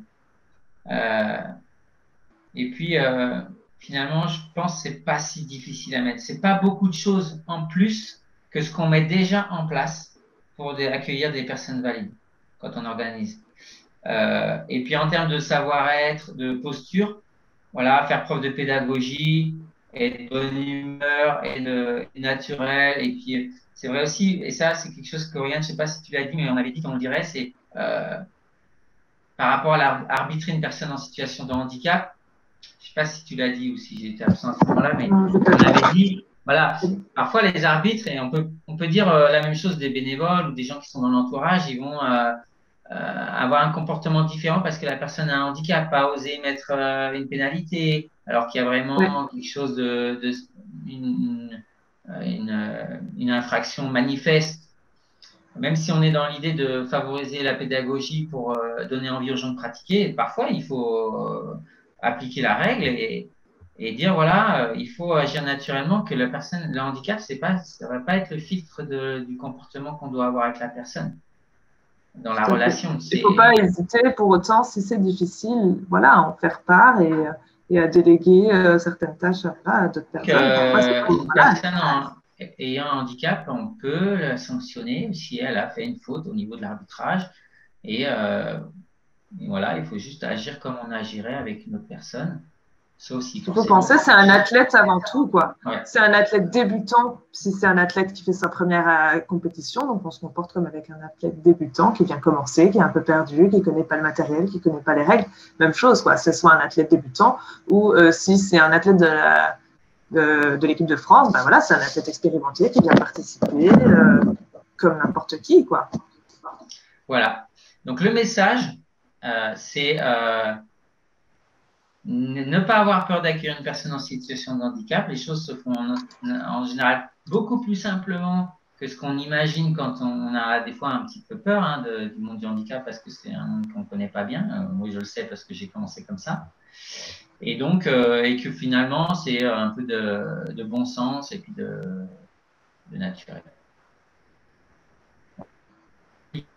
Donc, avec Oriane, nous vous remercions pour l'écoute. On est encore un peu présent, enfin, on est même présent si vous avez des questions. Il y a 2 questions sur le fil de discussion auxquelles je vais répondre. Si vous en avez, oui, et il y avait des questions aussi sur les formulaires d'inscription.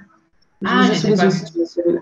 Alors, déjà, je vais répondre aux 2 questions. Il y a la question de Nicolas qui nous demande: dispose-t-on de statistiques de fréquentation des épreuves au plan national par les personnes en situation de handicap et sur l'impact du label? Alors, des statistiques, je n'irai pas jusque-là. Nous, on a notre expérience et notre impression, notamment sur la fréquentation des épreuves.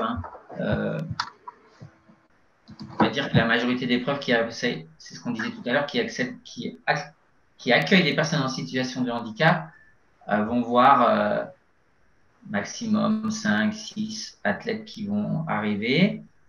Grand maximum. Pardon? Parfois une, parfois 2. Oui, c'est ça. J'allais dire, je pense parfois des personnes qui ont un handicap, mais qui ne se manifestent pas parce qu'ils pratiquent de manière incluse de toute manière.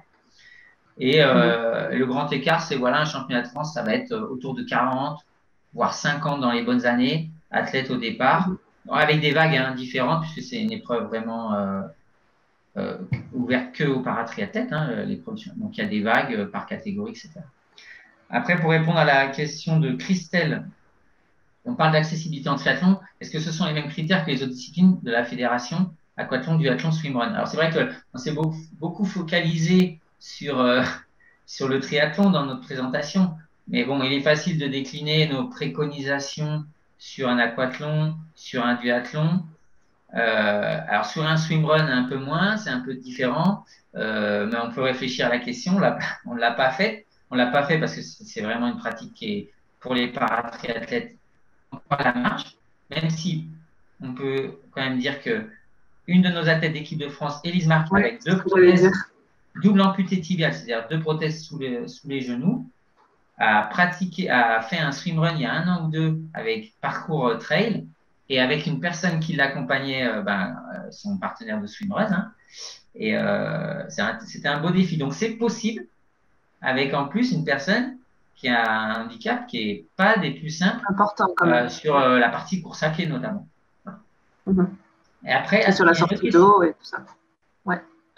Alors, une remarque, pas une question, l'impression de Hélène. À force de sensibilisation et d'information pendant la réunion annuelle d'organisation, nous avons plus que doublé le nombre d'épreuves labellisées en Nouvelle-Aquitaine. Ça finit par payer. Donc voilà, donc il faut savoir. Donc Hélène, qui est chargée de développement au sein de la Ligue Nouvelle-Aquitaine depuis plusieurs années, il faut savoir que dans les années 2010, au début de ma mission sur le paratriathlon, l'Aquitaine était la ligue en pointe sur le développement du paratriathlon et qui reste une ligue très impliquée et qui a vraiment, il y a des choses qui ont été lancées il y a une dizaine d'années qui maintenant c'est quelque chose qui est rentré un petit peu dans le mode de fonctionnement de cette ligue de prendre en compte le handicap. Et donc voilà, donc Hélène participe aussi à ce développement et donc nous fait part de cette entre guillemets statistique pour répondre à la question de Nicolas, donc doublement des épreuves labellisées dans la Ligue Nouvelle-Aquitaine. Vas-y, Oriane, si tu peux nous dire les questions qu'il y avait. Oui, attends, il y avait une autre question que tu as zappé dans le truc. Qu'en est-il du guide de l'arbitrage paratriathlon au régional? Voilà, ça, question de Frédéric. Qu'en est-il du guide de l'arbitrage paratriathlon au régional? Peut-être que c'est un projet au niveau de la région où Frédéric intervient. Ah oui, si jamais je peux avoir une explication. On peut juste dire, enfin, Oriane, je prends la main, mais bon, tu es plus spécialisée dans l'arbitrage que moi, mais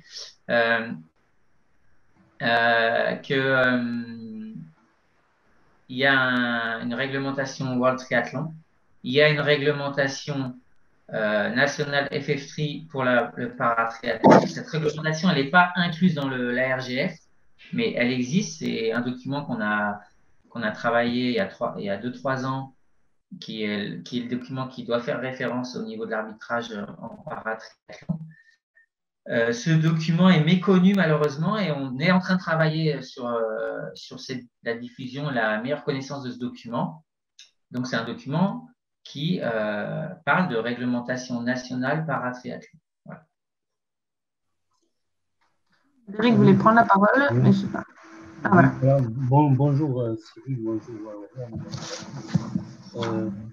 Je me présente 2 secondes. Je suis Fred Montagny. Je suis le référent paratriathlon de la Ligue Occitanie.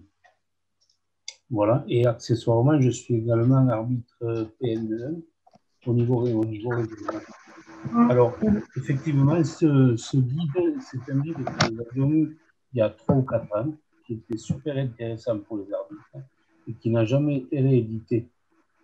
Qui s'appelait Réglementation spécifique paratriathlon? Oui, non, c'était le guide du paratriathlon au régional, tout simplement. Ah. Et lorsque j'avais assisté à une visioconférence au mois de décembre, novembre ou décembre, je pense qu'il avait été question de faire une mise à jour justement sur de faire un fascicule pour les arbitres au niveau régional pour leur donner quelques précisions sur l'arbitrage du paratriathlon. Tout à fait. Mais ça, c'est un travail qui est en cours. Et donc, il y aura un support avec des informations sur l'arbitrage spécifique du paratriathlon qui seront rajoutées dans les papeteries d'arbitrage régional.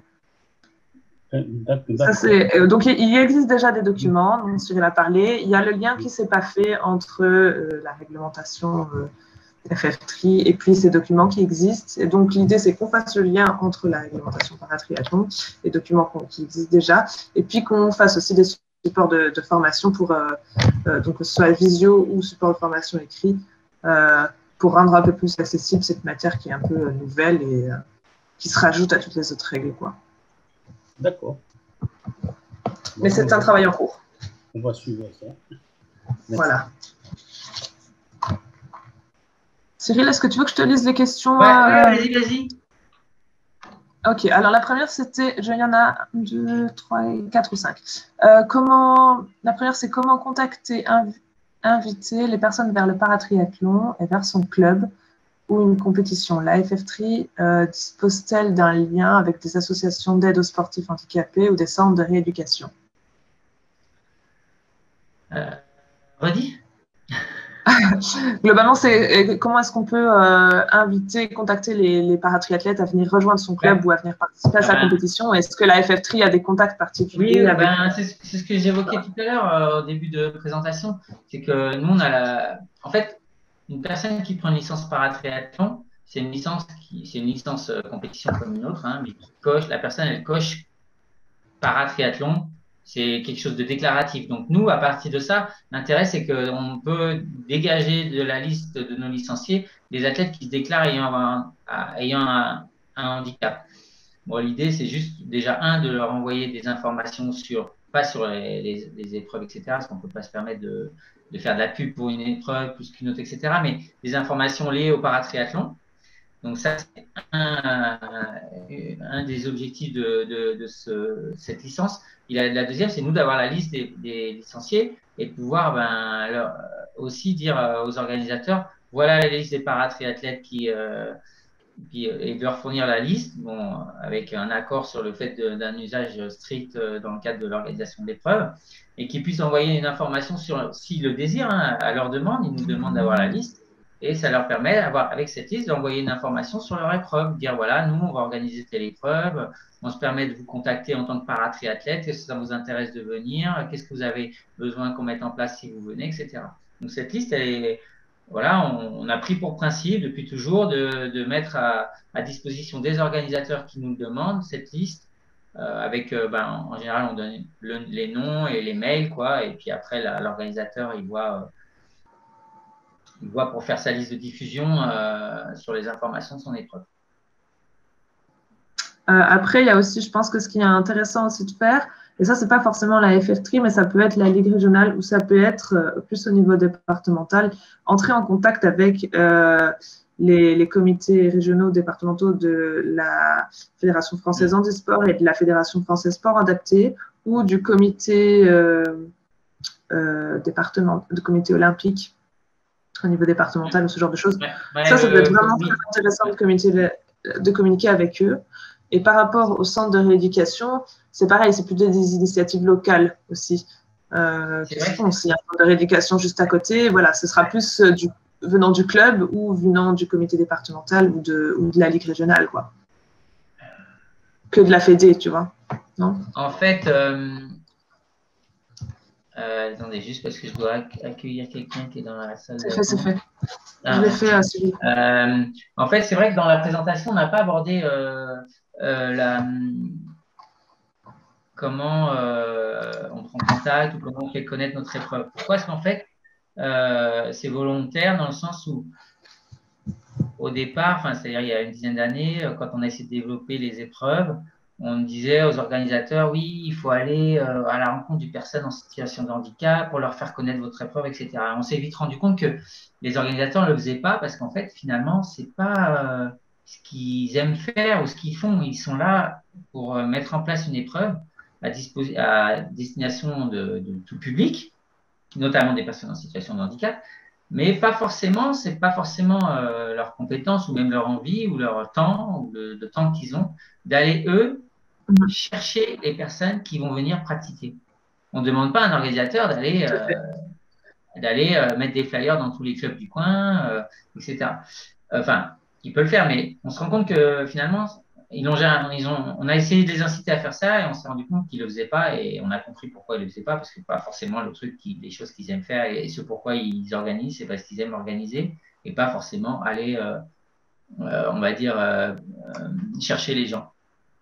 Donc ça, c'est finalement une autre mission, un autre projet que d'aller faire connaître le paratriathlon aux personnes qui sont en situation de handicap. C'est quelque chose qu'on a. Donc on peut effectivement, si on est organisateur et qu'on a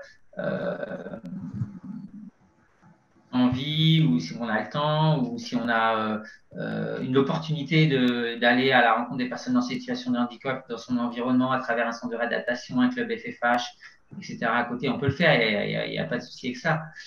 Mais nous, en tout cas, au sein de la mission de développement paratriathlon, on a, depuis quelques années, on va dans les centres de réadaptation, mais plutôt les gros centres qui sont connus un petit peu au niveau national pour présenter le paratriathlon.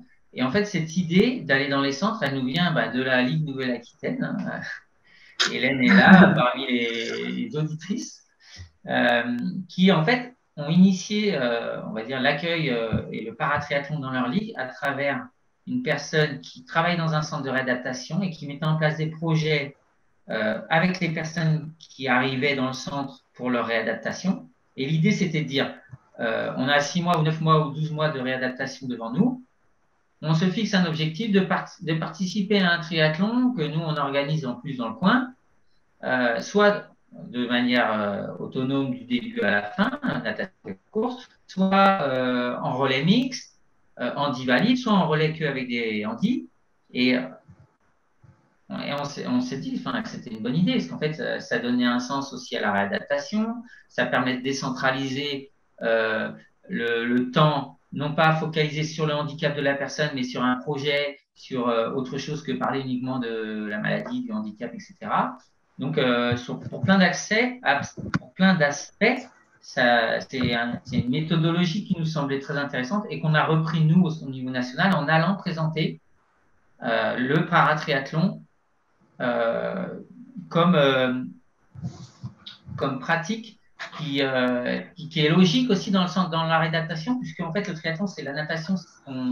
Quand une personne arrive avec, par exemple, qui est devenue paraplégique, on va la mettre d'abord en immersion pour qu'elle reprenne de la mobilité. Après, éventuellement, si c'est quelqu'un qui peut retrouver la marche pour un autre handicap, on va progressivement la mettre sur un vélo et puis après la mettre à marcher, la mettre à courir. Donc, il y avait une logique aussi dans le développement de la réadaptation qui finalement se conduit comme un triathlon.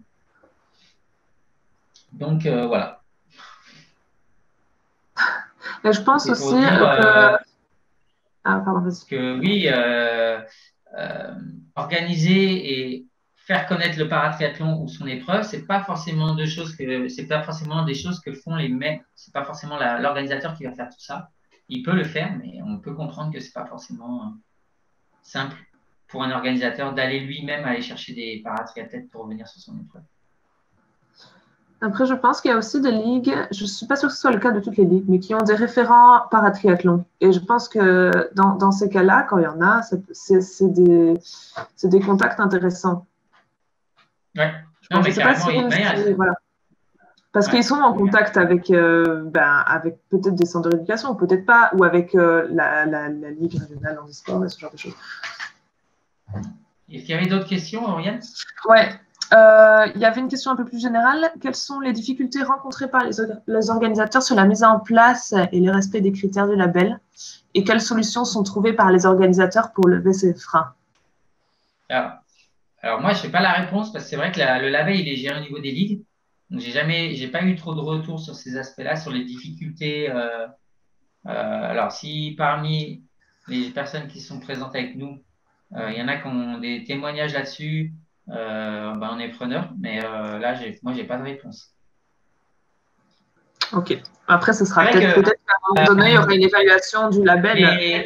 Ouais, ce que je peux dire aussi, c'est que les ligues sont chargées de délivrer le label et les ligues sont chargées, entre guillemets, de le contrôler. Qu'elles le contrôlent. Parfois, souvent, la personne qui se charge de ça, elle connaît bien l'épreuve, elle sait que si l'organisateur lui dit j'ai des parkings accessibles, elle sait parce qu'elle est déjà venue une fois sur l'épreuve et tout, qu'il y a des parkings accessibles. Mais en même temps, on imagine mal une ligue qui va communiquer à la FF3 que des choses se sont mal passées alors que c'était elle qui a donné le label et qui était chargée de contrôler. Donc, c'est difficile d'avoir un retour peut-être aussi pour ces raisons-là. Pas quelque chose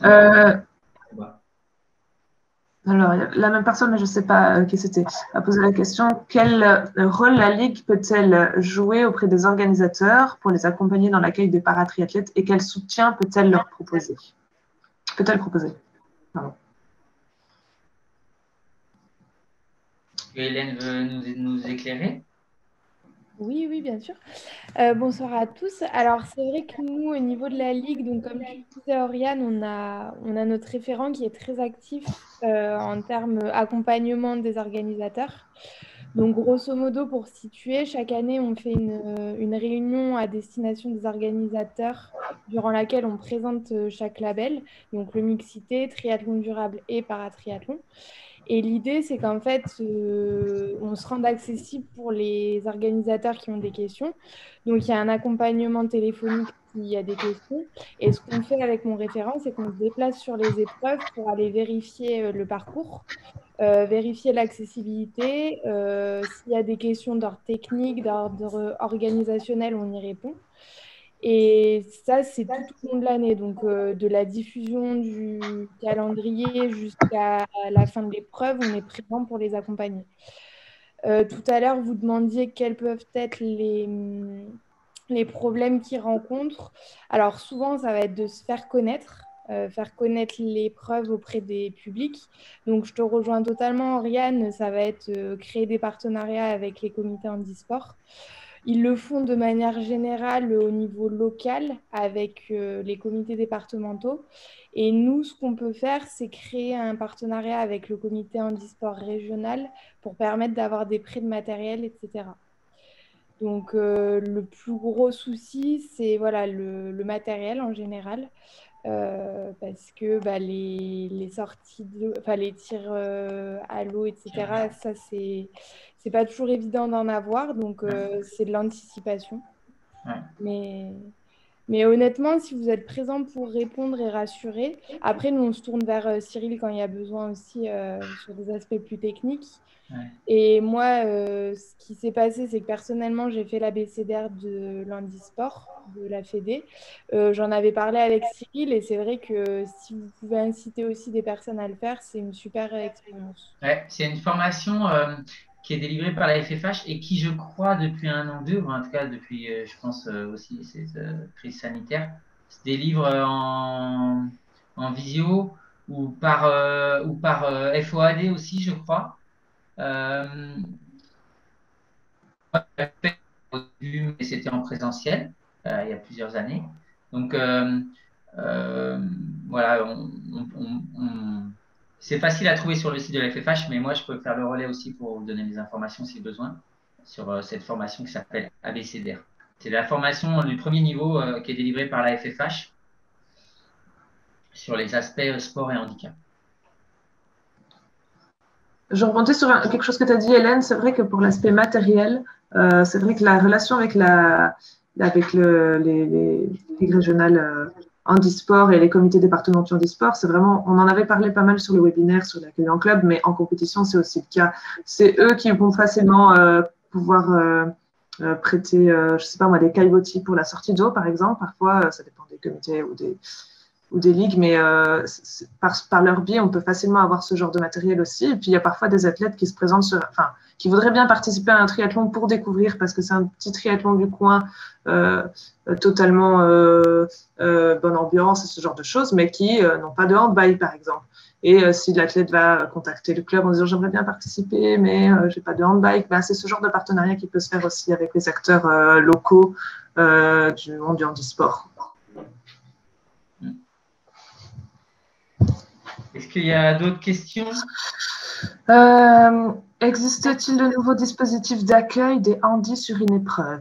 Communication préalable spécifique en amont pour prévenir du déroulé, personne dédiée, accompagnateur entre guillemets. Je pense qu'on a répondu un peu tout le long du… Ouais. C'est vrai qu'on peut très bien, en tant qu'organisateur, si on sait qu'on va accueillir ou qu'on souhaite accueillir, et que dans notre équipe, on a une personne qui a un peu plus la sensibilité… on a oublié de dire merci à Hélène. Merci Hélène pour ton intervention. Merci Hélène.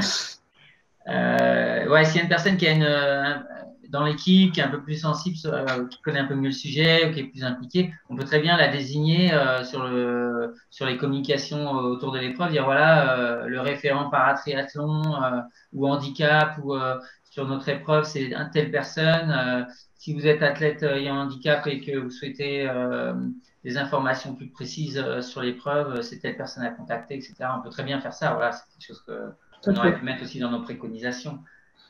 Ouais. La dernière question, c'est un peu sur une histoire de communication aussi. C'est quels sont les moyens de communication proposés pour inciter les clubs à accueillir des personnes en situation de handicap?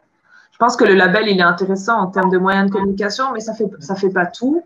Et il y a des contraintes. Mais c'est quand même un label qui est intéressant. Après, je sais pas s'il y a d'autres choses de communication, Cyril, auxquelles tu penses.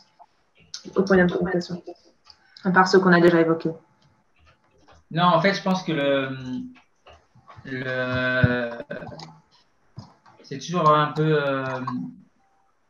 frustrant, je pense, à un organisateur qui veut mettre en place des choses qui finalement il accueille assez peu d'athlètes. Donc ça, je pense que ça peut être un peu frustrant d'accueillir 1, 2, 3, 4 paratriathlètes. Ou pas du tout, alors qu'on a mis les choses en place, parce que ça arrive. J'ai envie de dire, il faut pas baisser les bras face à ça. Nous, ça fait de nombreuses années qu'on intervient parfois dans les centres de réadaptation, etc. Parfois, on va dans un centre à l'autre bout de la France pour faire une présentation sur laquelle on a communiqué avec l'aide du centre qui nous accueille, etc. Et puis, en face, on a 10 ou 15 personnes et on fait notre présentation. Mais je pense que c'est des petites graines qui germent. Et puis, sur le moment, on peut être un peu déçu.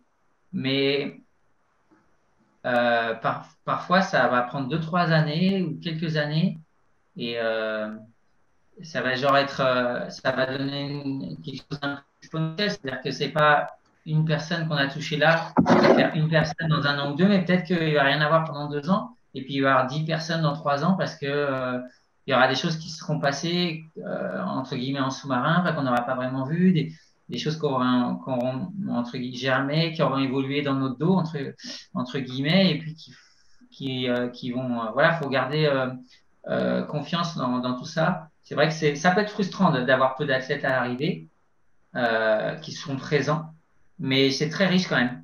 C'est pas décevant en fait. Je te rejoins totalement. Moi, je le vis comme ça, hein, mais j'étais pas du tout motivé par cette mission au départ sur le développement du paratriathlon, hein, mais au fur et à mesure que je suis rentré dedans, j'ai jamais été vraiment découragé en fait. J'étais parfois un peu, je m'attendais à plus d'impact, mais je n'ai pas été découragé. Je pense qu'il faut le voir comme ça aussi.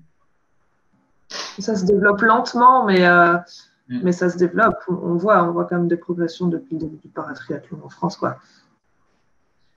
Ouais, On reste quand même encore au début de la pratique en régionale, découverte.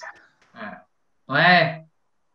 Non, mais c'est ça, hein, enfin, la réalité du paratriathlon, c'est accueillir une personne comme ça sur son triathlon et puis s'adapter à la situation. Et puis on se rend compte que les choses après vont évoluer progressivement, quoi. Oui, c'est ça. Je pense que c'est intéressant de créer la place aux paratriathlètes, de communiquer sur le fait que, voilà, que ça existe et qu'ils sont les bienvenus. Merci. Et ça va venir petit à petit, ça met le temps de se mettre en place, de faire du bouche à oreille, de faire, comme tu dis, ça C'est vraiment ça, hein, c'est vraiment ça. Ça fait, enfin, je pense que c'est vraiment le cœur de la solution. Faire savoir que ça existe, faire savoir que c'est possible, faire savoir qu'on accueille.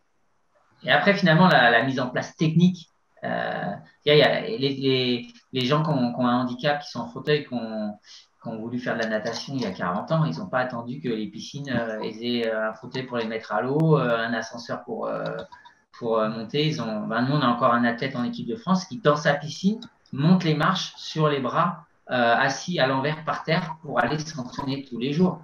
Je ne dis pas que c'est acceptable, je ne dis pas qu'il faut continuer comme ça, mais il ne faut pas se dire qu'il y a des choses qui sont pas. Il y a des moyens techniques qu'on peut mettre en place, mais il ne faut pas s'arrêter à l'absence de moyens techniques pour ne pas favoriser la pratique. Il y a d'autres questions, rien? Non. Bon, ben voilà. Est-ce qu'il y en a d'autres parmi les personnes présentes avec nous qui n'auraient pas d'autres questions? Sinon, ben, je pense qu'on est quand même mobilisé pas mal de temps sur la question, même si. Ouais. Même si sinon, il y a nos mails aussi. Hein. Vous pouvez toujours nous envoyer des questions par la suite. Hein. Voilà. Bon, ben. On va remercier une dernière fois les personnes qui étaient présentes avec nous ce soir. Donc, la webconférence, elle a été enregistrée pour permettre de mettre à disposition les personnes ce soir. Et puis, vous avez nos mails. Donc, si vous demandez par mail, plutôt à moi, parce que c'est plus moi qui pourra vous partager le diaporama. Faites-moi un message et puis avec ces questions à Oriane ou à moi, et puis on partagera les éléments que vous nous demandez. Voilà. Bon, bonsoir tout le monde, merci encore, et puis on vous dit à bientôt.